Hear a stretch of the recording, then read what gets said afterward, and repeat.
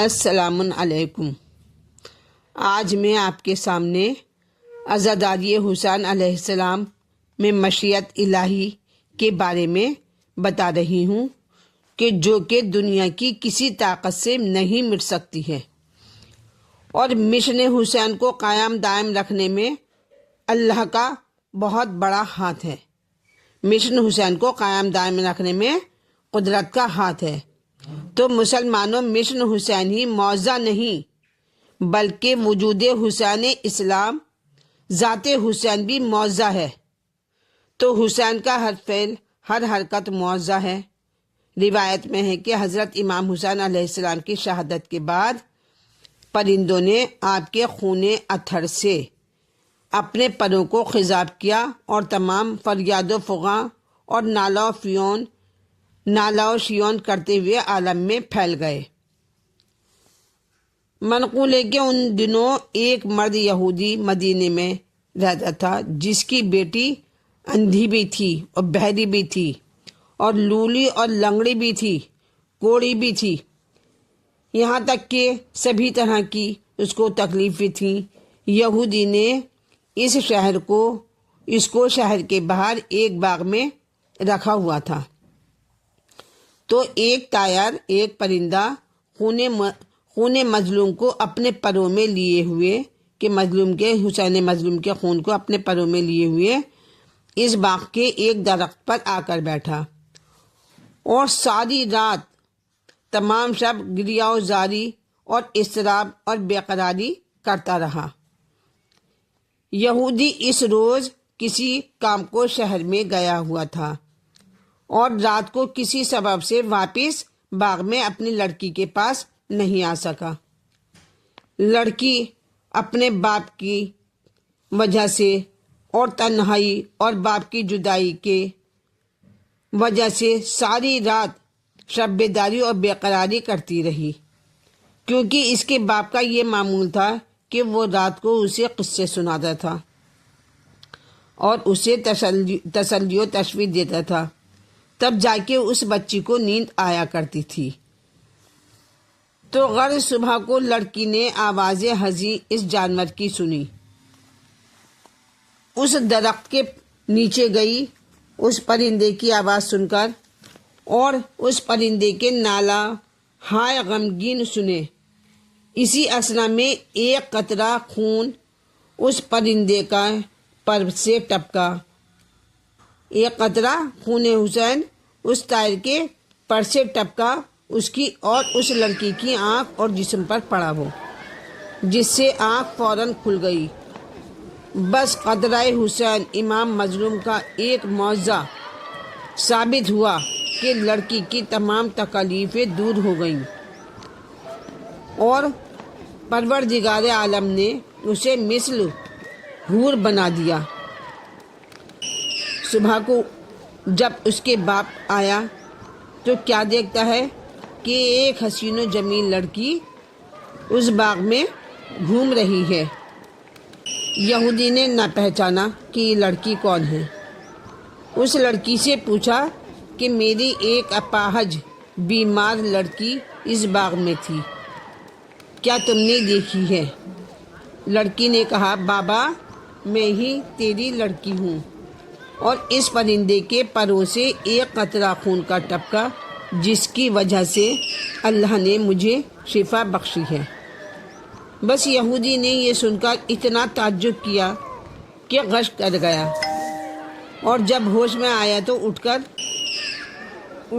اس درخت کے نیچے گیا جس پر وہ پرندہ امام حسین تشنہ دہن پر نالہ و شیون کر رہا تھا، اور پرندے کو خطاب کر کے پوچھا۔ پرندے سے اس کے باپ نے، لڑکی کے باپ نے پوچھا، کہا کہ تجھ کو قسم دیتا ہوں، پرندے سے کہہ رہا ہے کہ میں تجھ کو قسم دیتا ہوں اس ذات کی جس نے تجھ کو پیدا کیا ہے، کہ بقدرت الہی گویا ہو، مطلب مجھ سے بات کر، بقدرت الہی مجھ سے بات کر اور بتلا دے کہ یہ کیا معاملہ ہے۔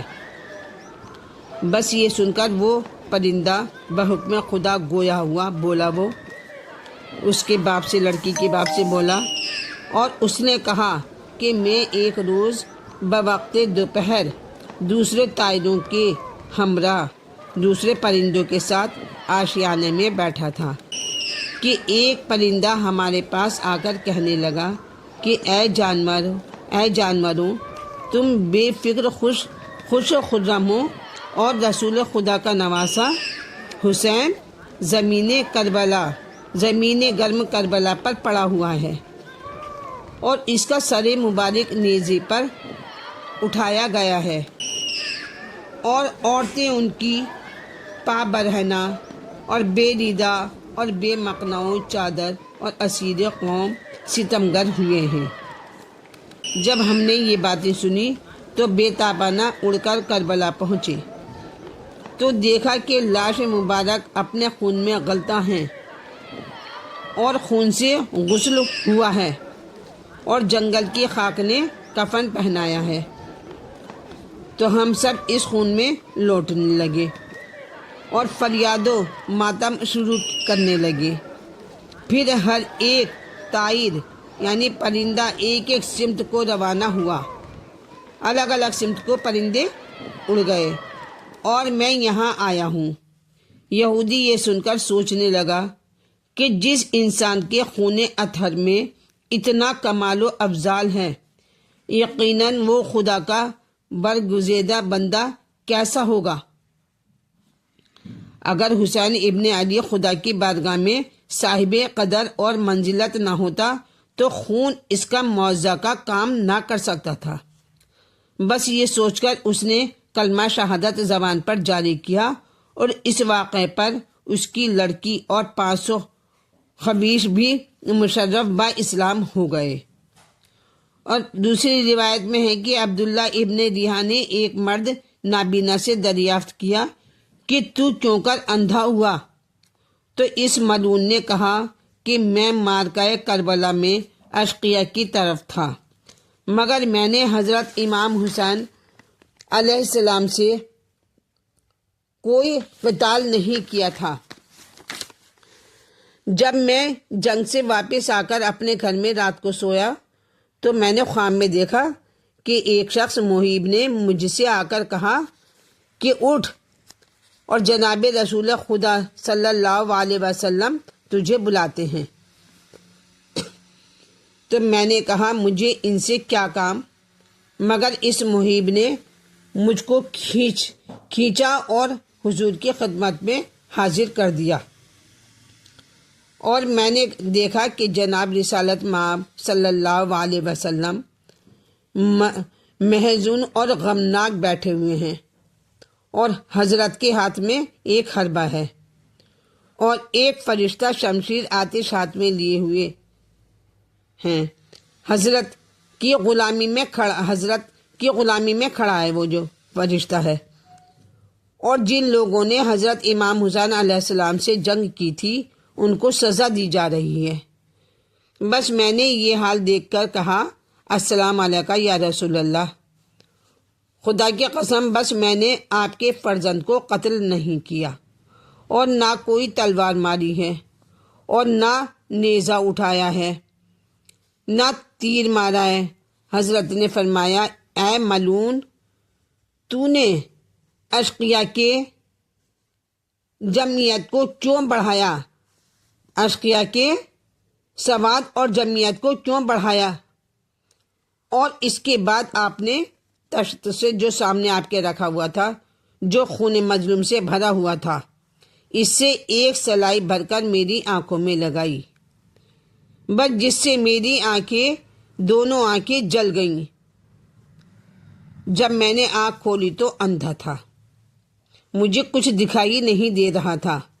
میں عرض کر رہی ہوں کہ سید شہداء کا ہر قطرہ، امام حسین کا ہر قطرہ خون معجزہ ہے، مگر تاثیر ظرف کے مطابق ہوتی ہے۔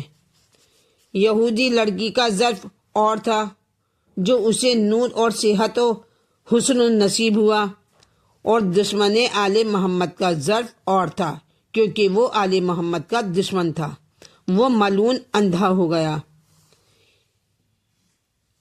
تو ابن زیاد نے یہ دوسرا واقعہ ہے کہ ابن زیاد نے جب امام حسین علیہ السلام کے سر کو اٹھایا تو ایک قطرہ خون کا اس کے زانو پر گر گیا اور وہ زانو کو توڑ کر زمین تک پہنچ گیا تھا۔ اس خون نے اس کے زانو میں ناسور کر دیا تھا اور اس کی بدبو کو چھپانے کے لیے ابن زیاد جو تھا چھپانے کے لیے وہ مشق عنبر استعمال کیا کرتا تھا۔ ابراہیم ابن مالک اشتر نے 22 ذوالحجہ 66 ہجری میں ابن زیاد سے جنگ کی تھی۔ اس جنگ میں عبید اللہ ابن زیاد ملعون جو تھا وہ ابراہیم بن مالک اشتر کے ساتھ ہاتھ سے واصل جہنم ہوا۔ مالک اشتر کے ساتھ ہاتھ واصل جہنم ہوا۔ ابن زیاد ملعون جو تھا وہ ابراہیم بن مالک اشتر کے ہاتھ سے واصل جہنم ہوا، تو اس کے اس بدبودار سوراخ سے اس ملعون کی پہچان کی گئی تھی، کیونکہ رات کے وقت اس کا سر کسی نے اتار لیا تھا۔ اور اس وقت تک تو میں نے یہ عرض کیا کہ حسین کا ہر فعل، ہر عمل، ہر قطرہ خون معجزہ ہے، مگر اب عرض کروں گی کہ مولائے کائنات سید الشہداء صلی اللہ علیہ وسلم کے لباس اقدس کا ہر تار معجزہ ہے۔ اس سلسلے میں مجھے صرف ایک ثبوت پیش کرنا ہے آپ لوگوں کے سامنے کہ جب اہل حرم قید یزید سے چھٹ کر دمشق کے ایک مکان میں آئے اور صف ماتم بچھی تو دمشق کی عورتیں پرسے کے لیے سیدانیوں کے پاس آنے لگیں، تو ایک نابینا عورت بھی حسین علیہ السلام کا پرسہ دینے کو آئی جو محبان اہل بیت میں سے تھی، جو حسین سے بہت محبت کرتی تھی، تو جناب زینب کے قدموں پر گر کر بے تحاشا روئی۔ اسی وقت جو تبرکات فوج یزید نے کربلا میں لوٹے تھے واپس کیے تھے، یزید نے بھیجے اور سیدانیوں کے پاس وہ تبرکات لائے گئے، اور سیدانیوں میں کوہرام برپا ہوا، سروں سے اتری ہوئی چادریں واپس ملیں، اور شہیدوں کے خون آلود و لباس علم حسینی کا خون میں بھرا ہوا پھریرا بھی آیا۔ ایک ایک چیز کو دیکھ کر بیبیاں زار زار روتی تھیں، تو اس نابینا عورت نے کہا، بی بی ان تبرکات میں سے مجھے بھی کچھ دے دیجیے۔ تو جناب زینب نے امامہ حسین سے تھوڑا سا کپڑا جدا کر کے اس عورت کو دے دیا۔ اس نے اپنی آنکھوں سے لگا لیا اور عرض کی، مولا حسین میری آنکھوں کو روشن کیجیے۔ بس بقدر خدا اس کی آنکھیں روشن ہو گئیں۔ تو اعتراض کرنے والوں، یہ کس طرح ہو سکتا ہے؟ ایک مولوی صاحب نے اعتراض کر دیا کہ یہ کس طرح ہو سکتا ہے کہ ہم تو حسین کے نانا کو خاکی کہتے ہیں اور تم امامہ حسین سے نور کا ملنا بیان کر رہے ہو۔ تو میں نے کہا، قرآن پڑھو۔ فلما ان جاءہ البشیر القاہ علی وجہہ فارتد بصیر، پارہ 13 رکوع 5 میں۔ بس جب آیا خوشخبری لانے والا، کون خوشخبری لانے والا کون ہے؟ محمد صلی اللہ علیہ وسلم۔ بس جب آیا خوشخبری لانے والا، ڈال دیا اس کرتے کو اوپر منہ پر ڈال دیا، اس کے پس ہو گیا وہ بینا، اس کی آنکھوں کی روشنی آ گئی۔ مسلمانوں، اگر حضرت یوسف کے کرتے سے آنکھ کو نور مل سکتا ہے تو بطول کے لال کے امامے کی برکت سے بھی اللہ تعالیٰ نور عطا کر سکتا ہے۔ تو اس کے لیے ایک ربائی میں آپ کے سامنے بیان کروں گی، وہ یہ ہے، عیسیٰ ابن مریم نے مردوں کو زندہ کر دیا۔ عیسیٰ ابن مریم نے مردوں کو زندہ کر دیا۔ ایک دو کا ذکر کیا بہتوں کو زندہ کر دیا۔ انفرادی اور قومی فائدوں میں فرق ہے۔ انفرادی اور قومی فائدوں میں فرق ہے۔ فاطمہ کے لال نے قوموں کو زندہ کر دیا۔ مسلمانوں، میرا مولا آج بھی مدد کرتا ہے۔ اس کے لیے ایک مصرع ہے، او بد نصیب دیکھ ذرا ان کو پکار کے، او بد نصیب دیکھ ذرا ان کو پکار کے۔ تو ایک عورت سناری اپنے شوہر کے ساتھ میکے سے سسرال جا رہی تھی کہ ایک پٹھان نے جو اس پر عاشق تھا راستے میں آ گھیرا۔ عورت اسے آتا دیکھ کر گھبرا گئی اور اپنے شوہر سے کہا کہ تو گاڑی سے اتر کر سامنے والی جھاڑی میں چھپ جا۔ اس نے ایسا ہی کیا۔ پٹھان نے اس کی گاڑی روک کر کہا، بتا تیرا شوہر کہاں ہے؟ اس نے کہا کہ کسی کو ضامن دے تو بتاؤں۔ کہا جس کو تو کہے میں ضامن دے دوں۔ عورت نے کہا جس حسین کے تعزیے اٹھتے ہیں ان کو ضامن دے۔ تو پٹھان نے حسین کی ضمانت دے دی۔ عورت نے شوہر سے کہا آ جا۔ وہ نکل آیا۔ بس پٹھان نے فوراً اس کو قتل کر دیا اور گاڑی سے اتار کر عورت کو اپنے ساتھ لے جانا چاہا۔ بس وہ گھبرا کر ادھر ادھر دیکھنے لگی۔ پٹھان نے کہا کیا دیکھتی ہے؟ کہا میں اپنے ضامن کو دیکھتی ہوں۔ تھوڑی دیر نہ گزری تھی کہ ایک نقاب پوش بزرگ گھوڑا دوڑاتے ہوئے وہاں پہنچے اور تلوار مار کر اس کا سر اڑا دیا اور ایک برگد کے درخت پر اس کی لاش لٹکا دی۔ بس عورت نے رو کر کہا اس ظالم نے میرے شوہر کو قتل کر دیا ہے۔ فرمایا اس کا سر تن سے ملا کر کپڑا ڈال دے۔ عورت نے ایسا ہی کیا۔ بس آپ نے دعا فرمائی تو وہ زندہ ہو گیا اور عورت کی خوشی کی انتہا نہ رہی۔ پوچھنے لگی کہ آپ کون ہیں؟ فرمایا میں وہی ہوں جس کی تو نے ضمانت لی تھی۔ تو ایک ربائی اس کے بارے میں بھی میں آپ کے سامنے پیش کر رہی ہوں، سنیے۔ مظہر رحمت کبریا بن گئے، مظہر رحمت کبریا بن گئے، تنگ و دستی میں دست خدا بن گئے۔ عمر بھر مشکلوں میں گزاری مگر ساری دنیا کے مشکل کشا بن گئے۔